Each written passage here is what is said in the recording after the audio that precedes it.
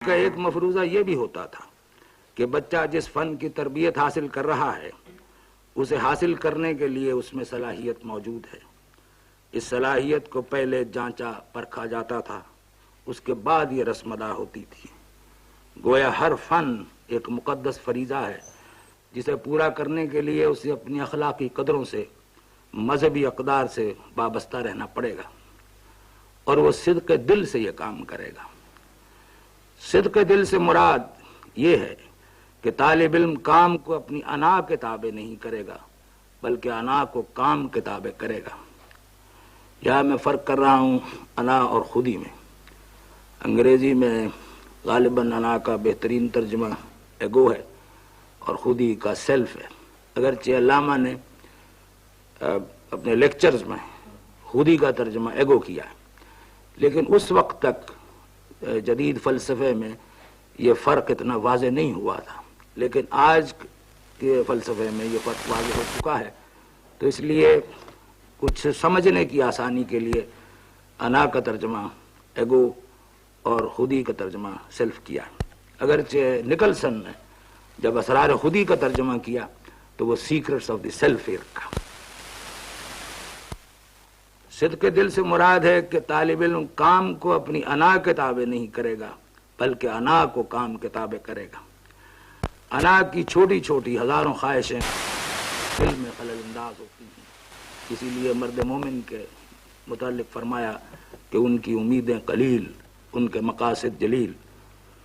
جلیل مقاصد انا کو مستحکم نہیں کرتے، اور خودی جو براہ راست خدا کے تخلیقی عمل سے وابستہ ہے اس کی تربیت کرتے ہیں. نان حلال کی اہمیت کسی محض دنیاوی نظام میں یا محض دنیاوی رویے میں لایعنی معلوم ہوتی ہے. وہ ایک پالیسی تو ہو سکتی ہے، اخلاقی اور مذہبی اصول نہیں بن سکتی.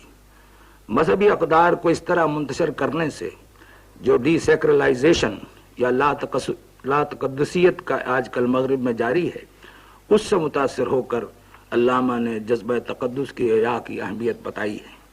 یعنی تسخیر کائنات تو کرو لیکن جذبہ تقدس کو بحال رکھ کر، بلکہ اسی کی اساس پر، اور اسی کی اساس پر تسخیر کائنات کے ولولے کو تعمیر کرو. ایک نظم خطاب بجاوید میں کہتے ہیں: سر دین صدق مقال عقل حلال، خلوت و جلوت تماشائے جمال. علامہ نے یہاں صدق مقال اور عقل حلال کا رشتہ سر دین قرار دیا ہے، کیونکہ رزق حرام میں کسی خارجی طاقت کی احتیاج پیدا ہوتی ہے، یا کسی کے سامنے آنکھیں جھک جاتی ہیں یا گردن خم ہو جاتی ہے. اس حجاب کی بنا پر صدق مقال میں رکاوٹ پیدا ہوتی ہے. دل کی رونق برباد اور عقل کی ہیلا جوئی اور تعویل ترازی ترقی کرتی ہے. نگاہیں ندامت سے بھی جھکتی ہیں لیکن جذبہ تقدس سے بھی جھک جاتی ہیں. جذبہ تقدس سے جھکنے والی آنکھ کی نیکی کا نام ادب ہے، اور علامہ نوجوانوں میں ادب کی صفت کی تربیت کو بہت ضروری سمجھتے ہیں. اسی نظم میں فرماتے ہیں: دین سراپا سوختن اندر طلب، انتہا عشق و آغاز ادب، آبروئے گل ز رنگ و بو اوست، بے ادب بے رنگ و بو بے آبروست.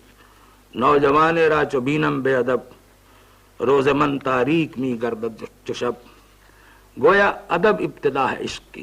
بے باک عقل بہت دلاویز اور بہت قابل احترام ہے اگر وہ نور ادب و عشق سے روشن ہو. عقل ہا بے باک و دل ہا بے گداز، چشم ہا بے شرم و غرق اندر مجاز. کتنے آدھے سچ ہیں جو ہم محض دل دکھانے کے لیے بولتے ہیں یا اپنی زخمی انا پر جعلی مرہم رکھنے کے لیے کہتے ہیں. بظاہر یہ بے باکی ہے، لیکن عقل کی بے باکی میں بھی چالوں کے منصوبے پنہاں ہوتے ہیں. ایک سوچی سمجھی ہوئی تدبیر ہوتی ہے جس کا مقصد کسی طرح کا نفاق پیدا کرنا، کسی قدورت یا انتقام یا تعصب کے جذبے کی تسکین کرنا ہوتا ہے. بسا اوقات بے باک عقل بہت تیزی سے محبت کے رشتے کو کاٹتی ہے اور ظاہری سادہ لوحی سے ایک ایسی روحانی خونریزی کا سبب بنتی ہے جو عقل پوری سچائی کے ساتھ اسے قبول نہیں کر سکتی. عقل پوری سچائی کے وہ حصے چنتی ہے اور انہیں یکجا کرتی ہے جو حرص و انانیت کی تدبیر کے عین مطابق ہوتے ہیں۔ اقبال یہاں نوجوان نسل کو اخلاقی اور روحانی نشو و نما کے اصول بتاتے ہیں۔ اسی شہر میں کہتے ہیں کہ آج کل کے نوجوان غرق اندر مجاز ہیں، یعنی ظاہری ٹیپ ٹاپ اور رونق میں جذب ہیں۔ اس کا ایک مطلب تو غالباً یہ ہے کہ نوجوان مادے کی مختلف دلربا صورتوں پر فریفتہ ہیں، لیکن اس فریفتگی میں ایک احتیاج کا بھی ایک پہلو ہے کہ جو کوئی مادی صورتوں کی کشش میں مبتلا ہوتا ہے وہ ان کا محتاج ہو جاتا ہے، پھر اس کے وجود پر ان صورتوں کی حکمرانی لازمی ہو جاتی ہے، اور وہ اپنے ہر فکر اور اپنے ہر عمل کا جواز خارجی اسباب میں تلاش کرتا ہے، یعنی اپنے وجود اپنی خودی کی ذمہ داری خود نہیں لیتا، اپنے وجود کے شعور سے گریز کرتا ہے۔ ہر احتیاج کے جذبے کی تہہ میں ایک جذبہ بغاوت موجود ہوتا ہے، کیونکہ ہر احتیاج سے خودی مجروح ہوتی ہے اور خودی کے زخم خود اختیاری اور ذمہ داری کے لیے چیختے ہیں۔ مادی اسباب کوتاہیوں اور ناکامیوں کے لیے بہانے بن جاتے ہیں، اور اقبال کی طرح انسان یہ نہیں کہہ پاتا کہ گناہ گار غیورم مزدب خدمت نمی گیرم ازاں داغم کہ بر تقدیر او بستند تقصیرم۔ اسی کے ساتھ اقبال کا ایک اور تصور بھی دیکھیے، اور وہ ہے ترک سبب، یعنی مادی اسباب کی لپیٹ سے نکل جانا۔ یہ معجزے کی بات نہیں بلکہ انسانی عزم کی قوت کا اظہار ہے۔ قدیم یونانی طب میں ایک زندگی اور موت کی درمیانی حالت کو کیراس کہتے تھے۔ یہ وہ حالت تھی کہ جب معالج عز فن کا اظہار کر دیتا تھا اپنی کوشش اور کاوش کے بعد، اور مریض کے متعلق یہ کہنا مشکل تھا کہ وہ زندہ رہے گا کہ نہیں۔ اس حالت پر پہنچنے کے بعد بسا اوقات مریض خود بخود بغیر کسی ظاہری سبب کے روح بصحت ہو جاتا تھا۔ غالباً اسی لفظ کیروس سے انگریزی کا لفظ کرائسس نکلا ہے۔ ترک سبب میں بھی اسی قسم کی ایک امید موجود ہے کہ انسان صدق دل سے ایک ایسا عمل کرے جو ترک سبب کی بنا پر کیا گیا ہو۔ اس سے اچھے نتائج نہ نکلتے ہوں بظاہر، لیکن اچانک اچھے نتائج پیدا ہو جاتے ہیں۔ پاکستان کا قیام بھی ترک سبب ہی سے ہوا۔ اکثر ماہرین معاشیات نے اس تصور کو معاشی نقطہ نظر سے خام اور کمزور قرار دیا۔ بعض سیاستدانوں نے شکست تصور کی پیشگوئیاں کی، لیکن جب صدق دل سے یہ تصور عمل میں آیا تو ہزار مصائب کے باوجود یہ ملک قائم ہو گیا، کیونکہ اس کی تہ میں ایک روحانی تصور بھی تھا۔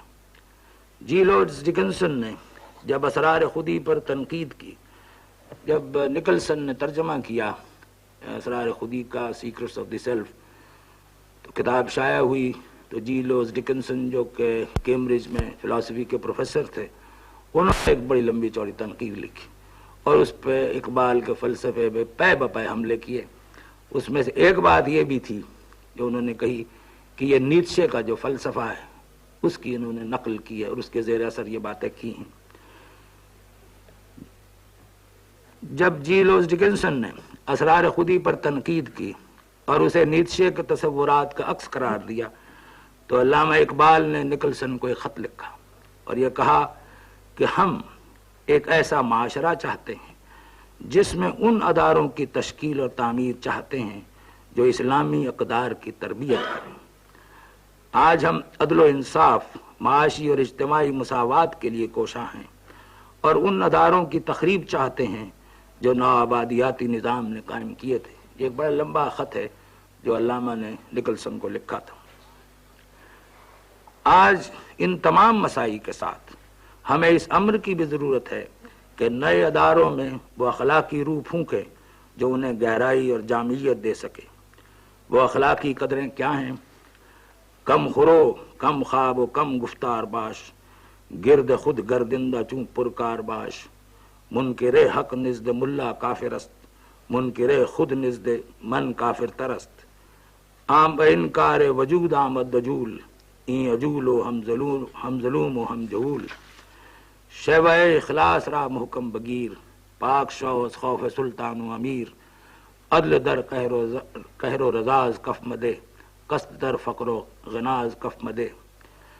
پھر آگے چل کر کہتے ہیں حرف بدرا بر لبا وردن خطاست، کافر و مومن ہما خلق خداست، آدمیت احترام آدمی، باخبر شو از مقام آدمی، بندہ عشق از خدا گیرت طریق، می شبد بر کافر و مومن شفیق۔